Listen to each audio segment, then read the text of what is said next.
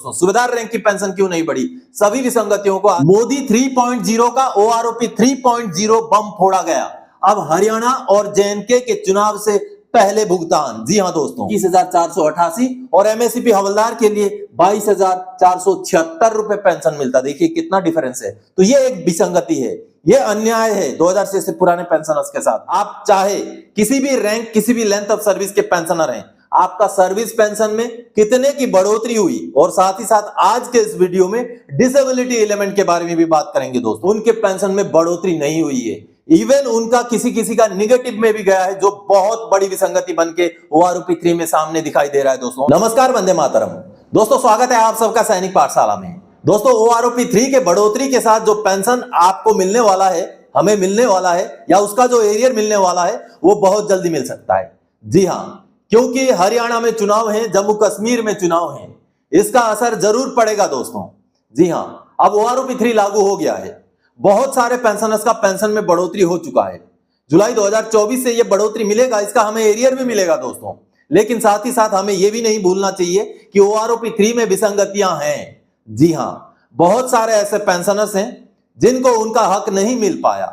बहुत सारे ऐसे पेंशनर्स हैं जो बढ़ोतरी से महरूम रह गए, और ये वो पेंशनर्स हैं जिनको बढ़ोतरी दिया जाना चाहिए था, जिनका बढ़ोतरी होना चाहिए था ओआरओपी 3 में। आज के इस वीडियो में उनके बारे में भी बात करेंगे दोस्तों। और साथ ही साथ आप चाहे किसी भी रैंक, किसी भी लेंथ ऑफ सर्विस के पेंशनर हैं, आपका सर्विस पेंशन में कितने की बढ़ोतरी हुई, और साथ ही साथ आज के इस वीडियो में डिसेबिलिटी एलिमेंट के बारे में भी बात करेंगे दोस्तों। आपको अगर सर्विस एलिमेंट मिलता है, साथ में डिसेबिलिटी एलिमेंट मिलता है, तो सर्विस एलिमेंट में कितने की बढ़ोतरी और डिसेबिलिटी एलिमेंट में कितने की बढ़ोतरी, वो सारी बातें आज के इस वीडियो में कंबाइनली हम पता करेंगे दोस्तों। आपको बकायदा चार्ट समझाऊंगा, आपको बकायदा प्रेजेंटेशन में ले जाके समझाऊंगा कि आपके पेंशन में बढ़ोतरी कितने की हुई है।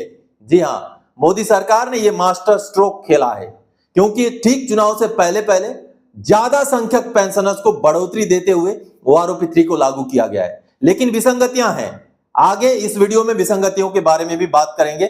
जैसा आप बोर्ड पर देख पा रहे हैं, सभी विसंगतियों को मैं आपके सामने रखूंगा दोस्तों, और साथ ही साथ एक टेबल समझाऊंगा जो कि आपके लिए समझना महत्वपूर्ण है। चाहे आप सर्विस पेंशनर ही हैं, चाहे आप डिसेबिलिटी पेंशनर ही हैं, चाहे आप इनवैलिड आउट ही क्यों ना हो दोस्तों, चाहे आप लिबरलाइज फैमिली पेंशनर हैं, चाहे आप स्पेशल फैमिली पेंशनर हैं, उनके भी विसंगतियों के बारे में बात करेंगे दोस्तों। सुबेदार रैंक की पेंशन क्यों नहीं बढ़ी, सभी विसंगतियों को आज डिस्कस करेंगे और टेबल भी समझेंगे दोस्तों। इससे पहले की वीडियो में आगे बढ़े दोस्तों, हमेशा की तरह मेरा आप सबसे आग्रह है, अगर सैनिक पाठशाला चैनल का वीडियो आप पहली बार देख रहे हैं, या तो अभी तक चैनल को सब्सक्राइब नहीं किया है, तो चैनल के साथ जुड़े रहने के लिए, आपसे जुड़ी हुई भरोसेमंद ऑथेंटिक जानकारियों को पाते रहने के लिए चैनल को सब्सक्राइब जरूर करें दोस्तों, और चैनल को ज्वाइन भी करें। चलिए आगे बढ़ते हैं। जैसे आप बोर्ड पर देख पा रहे हैं, सभी चीजों को समझते हैं। मोदी 3.0 का ओआरओपी 3.0 बम फोड़ा गया।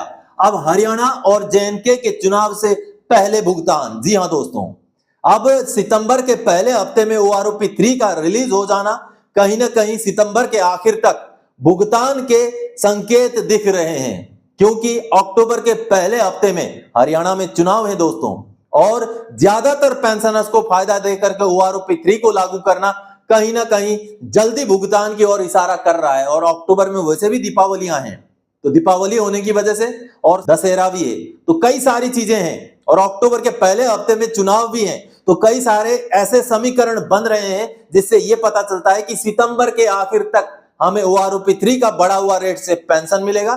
साथ ही साथ हमारा जो एरियर बन रहा है वो भी जल्दी भुगतान हो जाएगा। चलिए पॉइंट समझते हैं। सबसे पहले विसंगतियों के बारे में आज बात करते हैं दोस्तों, क्योंकि विसंगतियों को हम छोड़ नहीं सकते हैं।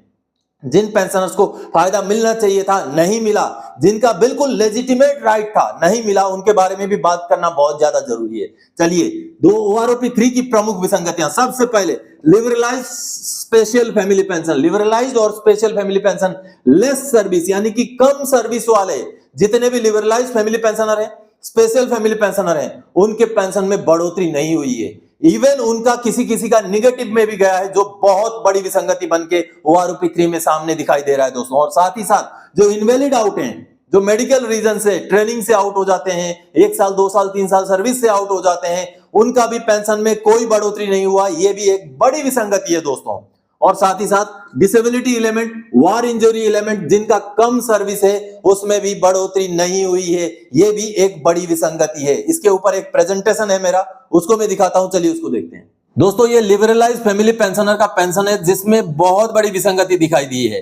दोस्तों लिबरलाइज फैमिली पेंशन में जिनका लेंथ ऑफ सर्विस ज्यादा है उनको तो फायदा हुआ है, इसमें कोई डाउट नहीं है, लेकिन जिनका लेंथ ऑफ सर्विस कम है यानी कि जो 6 महीने, 1 साल, 1.5 साल में शहीद होने के बाद उनका लिबरलाइज फैमिली पेंशन शुरू हुआ है, उसमें कोई बढ़ोतरी नहीं है। इवन किसी किसी रैंक में तो कटौती है। आप ये OROP 2 का टेबल देख रहे हैं जिसमें अगर मैं 1 साल वाले सिपाही का अगर लिबरलाइज फैमिली पेंशन की बात करूं OROP 2 का तो वो 27,600 है, लेकिन वहीं अगर OROP 3 की बात करूं तो 26,900 है दोस्तों, जो कहीं ना कहीं निगेटिव जाता हुआ दिख रहा है। और यहाँ पर कुल मैंने 10 साल सर्विस तक का लिया है। आप जैसे यहाँ देख पा रहे हैं ये OROP 2 का Y ग्रुप का ये वाला आंकड़ा है और OROP 3 का Y ग्रुप का ये वाला आंकड़ा है दोस्तों, जिसमें लगभग रैंक्स को घाटा होता हुआ, नुकसान होता हुआ लिबरलाइज फैमिली पेंशन में दिखाई दे रहा है। इसी तरीके से अगर हम बात करें इनवैलिड पेंशन, जो हमारे सिपाही जो 6 महीना, 1 साल, 2 साल की सर्विस में इनवैलिड आउट होके आ जाते हैं मेडिकल रीजन की वजह से,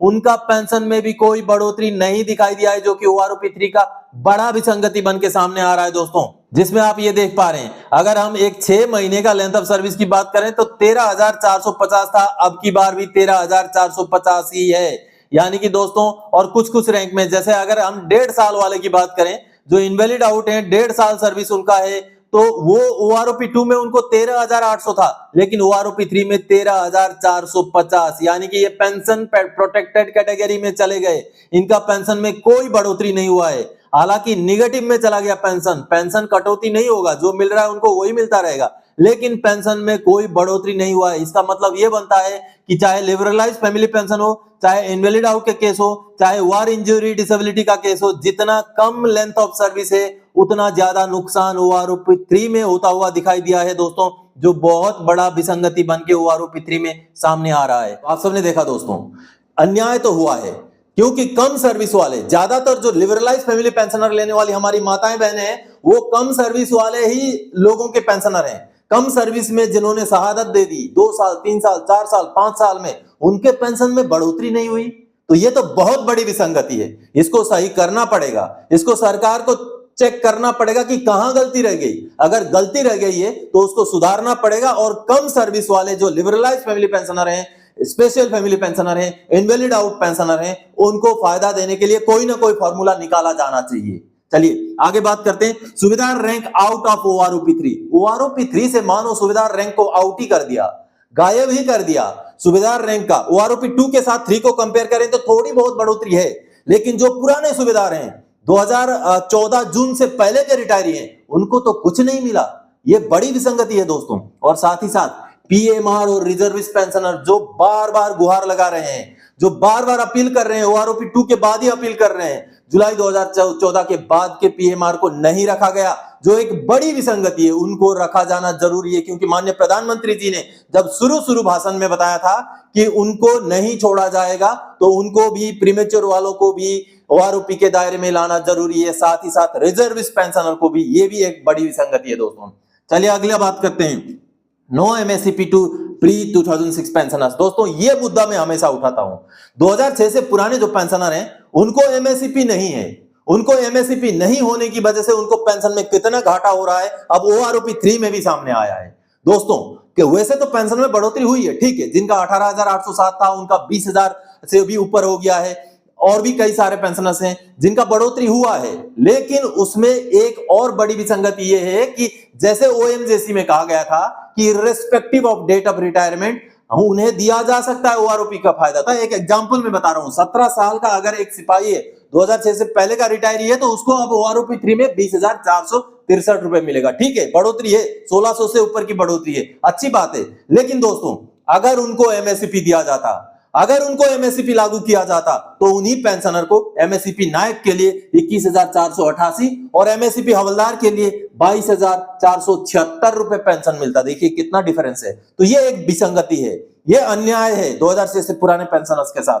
तो इसको अभी भी सरकार को सोचना चाहिए, कम से कम OROP में ही MSEP को लागू कर दो, पुराना एरियर मत दो, लेकिन रिवाइज रेट में जो पेंशन है वो तो दो। ये बड़ी विसंगति है। और आगे दोस्तों ग्रुप एक्स को फिर से प्री और पोस्ट 2016 कर दिया। लेकिन एक बड़ी बात है दोस्तों, 2016 और 2016 से पहले और बाद वालों का जो OROP 2 में डिफरेंस था, वो डिफरेंस OROP 3 में कम हुआ है, बिल्कुल कम हुआ है, किसी किसी में तो जीरो भी हुआ है। यानी कि कहीं ना कहीं उसमें चीजें स्ट्रीमलाइन होती दिखाई दे रही है, लेकिन फिर भी 2016 से पहले और बाद वालों का अलग से टेबल नहीं होना चाहिए एक्स ग्रुप में। चलिए आगे, ऑनरेरी कमीशन ऑफिसर्स दोस्तों, अप्रोक्सीमेटली ऑनरेरी कमीशन ऑफिसर जो है OROP 3 से आउट है, नदारद हैं। कुछ लेंथ ऑफ सर्विस के कैटेगरी में थोड़ा बहुत फायदा दिखाई दिया है, लेकिन ज्यादातर ऑनरेरी कमीशन ऑफिसर्स को OROP 3 में कोई फायदा नहीं हुआ है। OROP 2 में जो पेंशन है वो वही पेंशन आया है, ये कैसे हो सकता है? ये बड़ी विसंगति है, इसमें छानबीन की जरूरत है। चलिए अब आगे बात करते हैं हर रैंक का OROP 3 का सर्विस और डिसेबिलिटी। जी हां दोस्तों, आपका चाहे केवल सर्विस एलिमेंट मिल रहा है या आपका सर्विस एलिमेंट के साथ डिसेबिलिटी एलिमेंट भी मिल रहा है, तो आज के इस वीडियो में मैं ये टेबल समझाऊंगा। चलिए, मैं तो प्रेजेंटेशन में ले जाकर टेबल समझाऊंगा, ये तो मैंने लिखा हुआ है यहां पर सिर्फ दिखाने के लिए। चलिए अब हम प्रेजेंटेशन में चलते हैं। आपका सर्विस एलिमेंट में कितना बढ़ोतरी हुआ है, आप चाहे किसी भी लेंथ ऑफ सर्विस के पेंशनर हैं, किसी भी रैंक के पेंशनर हैं, आपका सर्विस एलिमेंट में कितना बढ़ोतरी हुआ, और डिसेबिलिटी एलिमेंट अब आपको OROP 3 के हिसाब से कितना मिलेगा, उसको समझते हैं प्रेजेंटेशन में चल के। दोस्तों इस टेबल में आपको सर्विस पेंशन का बढ़ोतरी के साथ साथ आपका डिसेबिलिटी एलिमेंट का भी बढ़ोतरी का पूरा चार्ट देखने को मिलेगा। यहां पर आपको हवलदार 24 साल सर्विस तक का मिलेगा। अगले टेबल में, अगले में मैं फिर उससे ऊपर रैंक वालों का भी दिखाऊंगा। तो देखिए अगले स्लाइड में मैं दिखाऊंगा। तो देखिए 17 साल की सिपाही की अगर बात करें तो ये सर्विस पेंशन है, इसको मैं पिछले वीडियोस में बता चुका हूं, लेकिन फिर भी जिनको अपना पेंशन के बारे में पता नहीं चला है, जो कलर सर्विस वाले पेंशनर है दोस्तों, उनको यहां पर अपना पेंशन का बढ़ोतरी पता चलेगा। थोड़ा सा एक दो रैंक का मैं बता दूं, जैसे सिपाही 17 साल वाले हैं, 18,807 से बढ़कर 20,463 बन गया है, 1656 का बढ़ोतरी। अगर 17 साल के ही सिपाही हैं जिनको नायक का MSCP मिला हुआ है, या तो फिर 17 साल के जो TS नायक होते हैं, उनका पेंशन 20,107 से बढ़कर अब 21,488 हो गया है, जिसमें 1,381 रुपए का बढ़ोतरी है दोस्तों। तो इसी तरीके से आप अपना लेंथ ऑफ सर्विस के हिसाब से, अपना रैंक के हिसाब से यहां पर पूरा सर्विस पेंशन का बढ़ोतरी देख सकते हैं। अब आज के इस वीडियो का मेरा मकसद है डिसेबिलिटी एलिमेंट का बढ़ोतरी आपको दिखाऊं।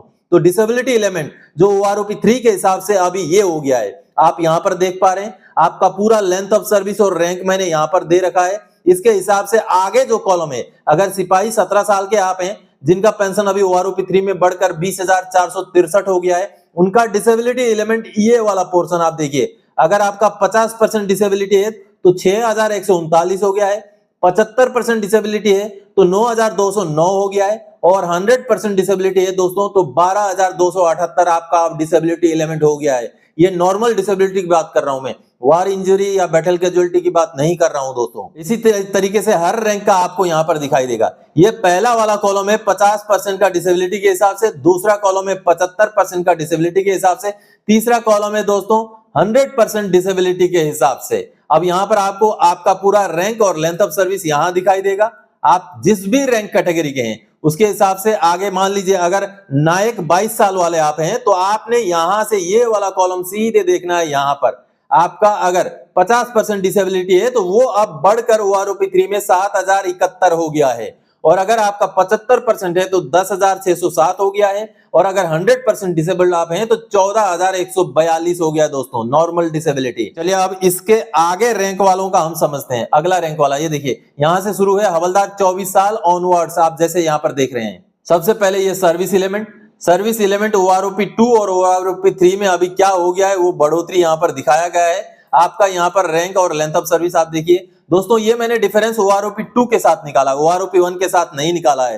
तो सूबेदार रैंक में जो यहाँ बढ़ोतरी दिख रही है वो केवल OROP 2 के साथ ही बढ़ोतरी दिखाया गया है। OROP 1 के साथ सूबेदार रैंक में कोई बढ़ोतरी नहीं हुई है, तो इसलिए आपको समझना पड़ेगा। तो सर्विस एलिमेंट का ये बढ़ोतरी है दोस्तों, आपका सर्विस पेंशन है, आपका जो भी लेंथ ऑफ सर्विस है, जो भी रैंक है यहाँ पर जो मैंने दिखाए हुए हैं, उसके हिसाब से आप अपना रैंक या अपना लेंथ ऑफ सर्विस के हिसाब से आपको देखना पड़ेगा। और डिसेबिलिटी एलिमेंट ये है दोस्तों, अब जो OROP 3 में आपको डिसेबिलिटी एलिमेंट मिलेगा वो इस हिसाब से मिलेगा। सबसे पहले मैंने 50% डिसेबिलिटी का लिया है। आपका अगर 50% डिसेबिलिटी है, आप मान लीजिए नायब सूबेदार 28 साल सर्विस वाले हैं, ये वाला है, तो आपका डिसेबिलिटी 50% अगर आप डिसेबिलिटी हैं तो आपका 8,385 रुपया अब 50% डिसेबिलिटी मिला करेगा ओआरओपी 3 लागू होने के बाद। और अगर वहीं 75% डिसेबिलिटी की बात करें तो 12,578 रुपए और 100% डिसेबिलिटी है तो 16,770 रुपए। अच्छी खासी बढ़ोतरी डिसेबिलिटी एलिमेंट में भी हुई है दोस्तों, जिनकी भी बढ़ोतरी हुई है। तो ये रहा दोस्तों, जो भी बहुत सारे पेंशनर्स ये रिक्वेस्ट कर रहे थे कि सर्विस एलिमेंट तो ठीक है सर, सर्विस एलिमेंट के साथ साथ आप डिसेबिलिटी एलिमेंट का भी वीडियो बनाओ, डिसेबिलिटी एलिमेंट का भी टेबल समझाओ। तो आप सबने अभी प्रेजेंटेशन में समझा दोस्तों कि आपका सर्विस एलिमेंट कितना बड़ा, डिसेबिलिटी एलिमेंट कितना बड़ा। अब बहुत चांसेस हैं कि सितंबर के आखिर में जो हमारा पेंशन आएगा वो ओआरओपी 3 से बढ़ा हुआ ही पेंशन आए। कई सारे समीकरण जैसे मैंने आपको शुरू में ही समझा दिए, और स्पर्श से ज्यादातर पेंशनर का पेंशन दिया जाना है, इस वजह से स्पर्श में ओआरओपी 3 इंप्लीमेंट करने के लिए बहुत ज्यादा समय नहीं लगेगा। तो दोस्तों आज के इस वीडियो में इन्हीं जानकारियों के साथ आया था। आगे और कोई जानकारीदायक आपसे सरोकार रखने वाला विषय लेकर मैं फिर से हाजिर हो जाऊंगा। तब तक के लिए जय हिंद दोस्तों।